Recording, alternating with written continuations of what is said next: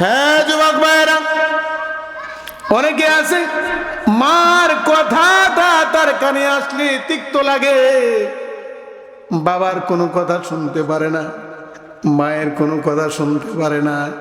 কিন্তু মা বাবা যখন খুশি হয়ে সন্তানের জন্য দোয়া করে, সাথে সাথে আল্লাহ পাকের দরবারে দোয়া কবুল হয়ে যায়। আর এই মা যখন বদদোয়া করে, আল্লাহ তাআলা ডাক দিয়ে বলেন, ইম্মা ইয়াবলুগান্না ইনদাকাল কিবার আহাদুহুমা আও কিলাহুমা। হে দুনিয়ার মানুষেরা, তোমার মা অথবা তোমার বাবা দুইজনার যে কোনো একজনা যখন বার্ধক্যের মধ্যে পৌঁছে যাবে, তোমার মা বৃদ্ধ হয়ে গেছে অথবা তোমার বাবা বৃদ্ধ হয়ে গেছে, তাদের সাথে এমন ব্যবহার করো না যেই ব্যবহার করলে তোমার মা অথবা তোমার বাবা উফ বলবে, অথবা তোমার মা বাবার ব্যবহারে তুমি উফ বইলো না।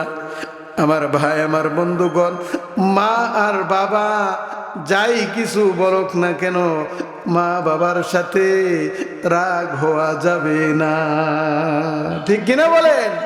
কারণ মা আমাকে 10 মাস গর্ভে ধারণ করেছে, 10 মাস 10 দিন এই মা এই পেটের মধ্যে আমাকে রেখেছে। হ্যাঁ, আমার আপনার পেটে যদি 2.5 কেজি ওজনের একটা ইট বাইধা দেওয়া হয়, আমি আর আপনি কয়দিন রাখতে পারবো? 1 দিন, 2 দিন, 2 ঘন্টা, 3 ঘন্টাও রাখতে পারবো না। বলবো কি, এটা তো আমার কাছে আনইজি লাগতেছে, অনেক খারাপ লাগতেছে, এটা সম্ভব না। কিন্তু 2.5 কেজি, 3 কেজি, 4 কেজি ওজনের একটা মানুষকে মা এই পাতলা একটা চামড়ার ভিতরে 10 মাস 10 দিন গর্ভে ধারণ করেছেন। মা 10টা মাসের ভিতরে একবেলা খাবার ভালো করে খাইতে পারে নাই। মা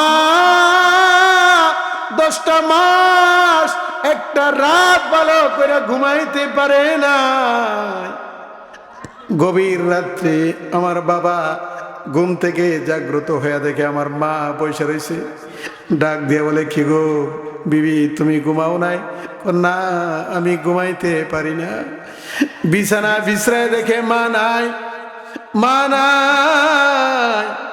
ঘরের ভিতরে বাতি জ্বালা দেখে মা দক্ষিণ দিকে জানালা খুইলা জানালার পাশে দাঁড়ায় রয়েছে।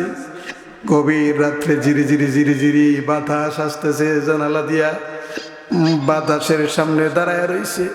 বাবা ডাক দিয়া বলে, তোমার কি ঘুম ধরে না, ঘুম আসে না? মা ডাক দিয়া বলে, না। কেন কেন ঘুম আসে না? আপনি কি জানেন না, আপনার আদরের দুলাল আমি মায়েরে ঘুমাইতে দেয় না, আমি মার কলিজায় মাথা দিয়া আঘাত করে, আমি মার কলিজায় ছোট্ট ছোট্ট পা দিয়া লাথি মারে, আমার ভয় লাগে, আমি মার ঘুম ভাঙ্গা যায়, আমি মা আর ঘুমাইতে পারি না। হে যুবক ভাইরা, ওই মার সাথে কিভাবে বেয়াদবি করো, ওই মায়েরে কিভাবে পা দিয়া লাথি মারো, ওই মায়েরে কিভাবে চুলো ধইরা ঘর থেকে বের করে দাও।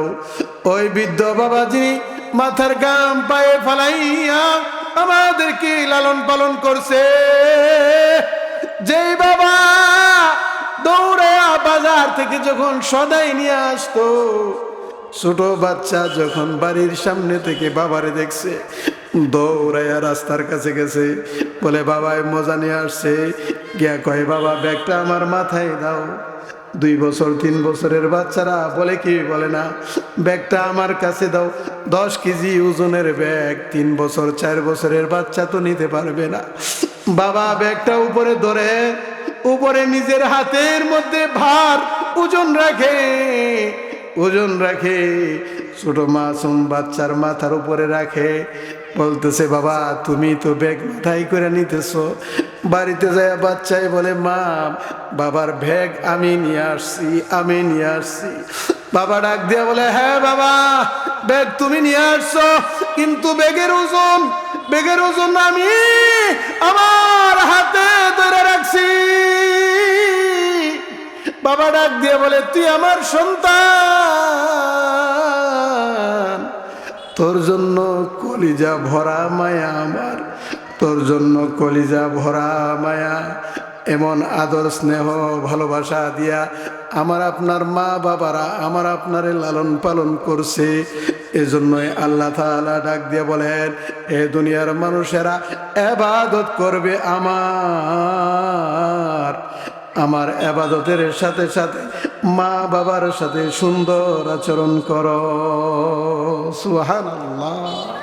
আমার ভাইয়েরা, এজন্য মায়ের সাথে বাবার সাথে বেয়াদবি করা যাবে না। এই হুকুম কার? জোরে বলেন, হুকুম কার? আমার ভাই, আমার বন্ধুগণ, আলোচনা অনেক লম্বা, কিন্তু সময় বেশি নাই। আমার মা আমাকে অনেক কষ্ট করে জন্ম দিয়েছে। মা যখন প্রসব ব্যথা উঠলো, মায়ের প্রসব ব্যথার তাড়নায় মা সহ্য করতে পারে না, ডাক দিয়া বলে, বডিটা দাও, আমি নিজেই পেট কেটে ফেলবো।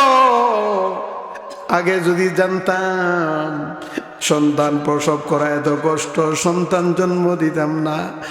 মা সন্তান যখন জন্ম দিল, মা রক্ত মাখা অবস্থায় পড়ে রইছে।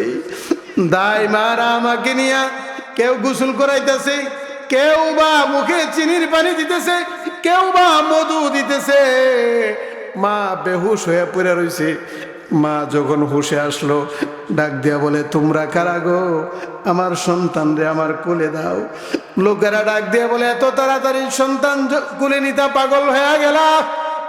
মা বলে, তোমরা জানো না, আমি মা যখন আমার সন্তানের চেহারা দেখলাম, 10 মাস 10 দিন যা কষ্ট করেছি, আমি মা সব কষ্ট ভুলে গিয়েছি। বলেন সুবহানাল্লাহ। এমন মারে লাথি দেওয়া যায়?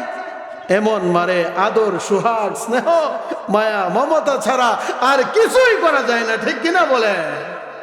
কিছু কিছু কুলাঙ্গারের মতো কিছু কিছু মানুষ আছে যারা মারে, পা দিয়া লাথি মারে, বাবারে ঘাটটা দইরা ঘর থেকে বাড়ি করে দেয়।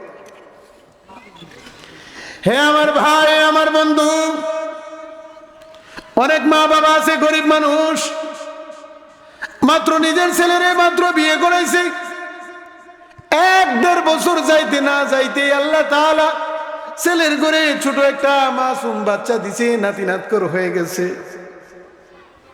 মাঘ মায়ের শীতে, পৌষ মায়ের শীতে মা বাবা বড় করে থাকে, ছেলেটা ছোট একটা ঘরে আলগা করে নিজের বিবিরে বাচ্চারে নিয়ে থাকে।